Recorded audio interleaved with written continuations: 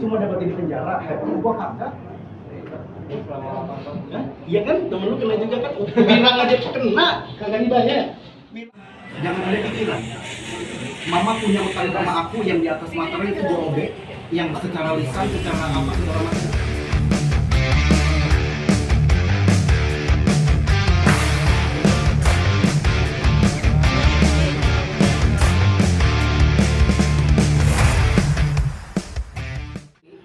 Dia bilang nggak boleh nginjek rumah orang tuanya.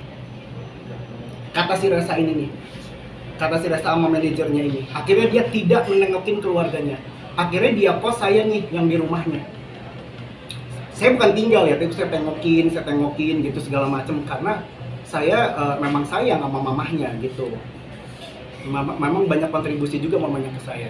Dari rumah yang cuman kontrak 30 juta akhirnya sampai yang 100 juta per tahun.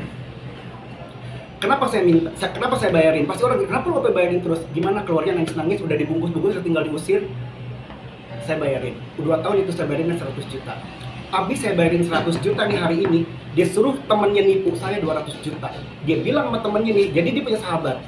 Setelah dia strike baru bilang ke saya, gue disuruh nipu sama Resa 200 juta ke lo. Itu zolim gak orang? Jadi bukan semerta-merta gue tuh ngasih gitu. Karena memang disuruh sama kadang-kadang manajernya buat koski, buat ini gitu. Nah gue bilang, gue selalu menjaga gini, ya Ki, takutnya Resa ini hancur, lagu lu nggak naik, ini lu nggak naik, lu nggak gitu loh. Gimana sih posisi gue gitu? Penyanyi baru yang memang pengen, makanya gue juga sekarang berbicara ini udahlah untuk penyanyi baru gitu, kayak gue jangan bodoh gitu, kayak gue kayak gini gitu. Nanti kalau gue nggak speak up kayak gini, disangka dia kan orangnya luarnya tuh kayak gitu, karena semua kita terkecoh oleh penampilannya dia gitu. Mau hijrah juga dia bohong. Waktu itu mau hijrah dia, minta, itu manajernya maksa-maksa, minta cash 40 juta malam-malam sama saya. 40 juta, saya bawa cash ke kosannya dia, mau buka, kalau ada jejak digitalnya dia buka handphone, toko handphone di Ambasador, itu saya modalin. Sebulan ditinggalin sama dia. Boro-boro, itu kan saya hitungan bisnis. Kalau nanya bukti segala macam, bukti cat, cuman kan dulu kita nggak kepikiran hitam di atas, tapi ada yang satu hitam di atas putih itu 100 sampai 150 juta. Itu saya baru awal, karena saya waktu itu baru awal kan, baru awal, ya udahlah gitu. Nah, saya juga nggak berani ngasih kayak gitu aja. Itu di luar lagu gitu. Jadi ya gitulah ceritanya, maksudnya emang nggak ada yang nyangka sebenarnya. Jadi sekarang apa sih yang Ricky pengen dengan blow up ini? Saya cuma pengen dia stop. Mungkin ini memang mungkin menyakiti keluarganya, tapi ini juga baik buat keluarga biar Resa berubah. Biar tidak ada korban lain. Walaupun ini resiko ditanggung sama saya. Dibilang mau pansos, dibilang ada hubungan sesama jenis, dibilang ini, dibilang itu, nggak apa-apa. Karena saya mewakili orang-orang, ini saya baru nih, ini hari ini baru, tetangganya dia sendiri, janda, pedagang kecil, disuruh pinjol sama orang. Iya kan? Sampai nangis-nangis minta tolong saya, nge-DM saya. Itu tetangganya dia. Saya bilang sama dia, oke, gue blow up-nya, iya. Gue tolongin lo, tapi ini gimana? Karena saya tidak mencari-cari orang yang nge-DM saya gitu. Saya minta tolong gitu. Sampai dia, malah dia mau dilaporin, mau pakai lawyer. Orang kan takut, rakyat kecil kayak gitu. Jadi tadi mesti dibilang pansos lah, atau hubungan sama jenis. Gimana nanggapin jadi sih? Nggak masalah saya, ya kan itu ada keluarganya, ada manajernya di situ. Bener nggak? Makanya saya tadi bikin di media sosial, bener nggak gua ada apa-apa sama Resa apa segala macem. Pasti kan kalau netizen gitu mikirnya, lu gampang banget, lu begini. Yang tahu ini kan manajernya, manajer gue, manajer dia, keluarganya. Itu aja gue mah gitu, bener. Kalau gue pacaran sama dia, siapa yang pernah gue lihat jalan sama dia berdua? Siapa yang pernah lihat? Gue tidak pernah jalan berdua sama dia kecuali sama keluarganya atau manajernya. Gitu. Dari total korban nih, sejauh ini sudah ada berapa sih, dan ada 11 calon penyanyi itu udah 11, yang gue tutup udah 4. Bayangin ya, gimana nggak hampir 1 M? Gue sendiri aja udah berapa? Kontrak rumahnya udah 200 juta. Gue nutup penyanyi itu udah berapa? 2 penyanyi itu hampir 300 juta. Gitu. Itu baru yang nipu ya, belum yang minjem, belum yang minta. Gitu. Kalau buat keluarganya gue ridho lillahi ta'ala, ikhlas. Gitu.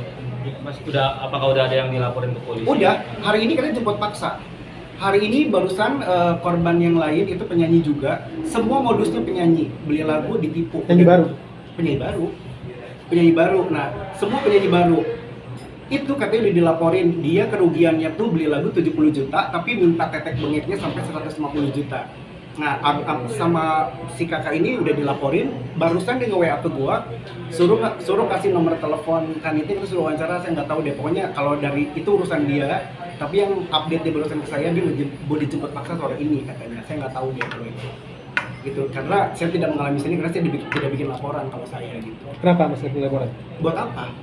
Sekarang saya mau apa? Mau cari keadilan? Mau cari happy? Enggak, saya nggak happy dia di penjara.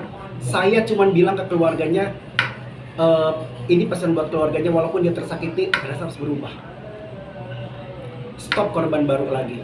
Stop kemunafikan, kebejatan, kemaksiatan lo sama calon-calon penyanyi.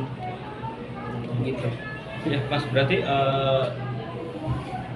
beberapa yang podcast dengan Reza Herlambang itu setidaknya tidak ada yang benar ya Mas, maksudnya udah itu masa lalunya yang dia Ya, saya nggak tahu karena saya tidak di dalam situ.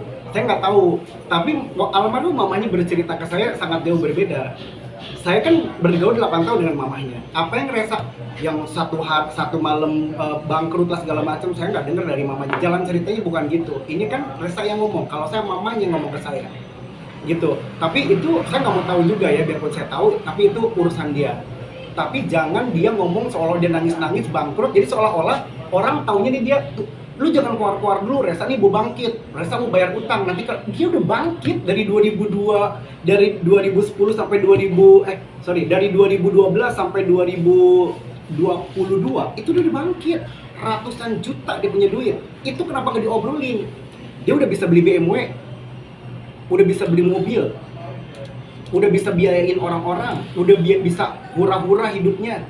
Jadi bohong kalau dia kayak gitu, dia tuh buat hura-hura itu. Saya bukti akuratnya ada. Makanya saya bilang Reza, ini baru sedikit nih gue keluarin, setengahnya gue keluarin, ada bukti akurat gue banget, bisa mati di depan saya. Bukan mati saya bunuh, mati malu di depan saya sini. Ini baru sedikit karena saya gitu, saya baru cerita sedikit. Coba kalau saya bongkar, mama punya utang sama aku yang di atas materai itu gue robek, yang secara lisan, secara apa segala macam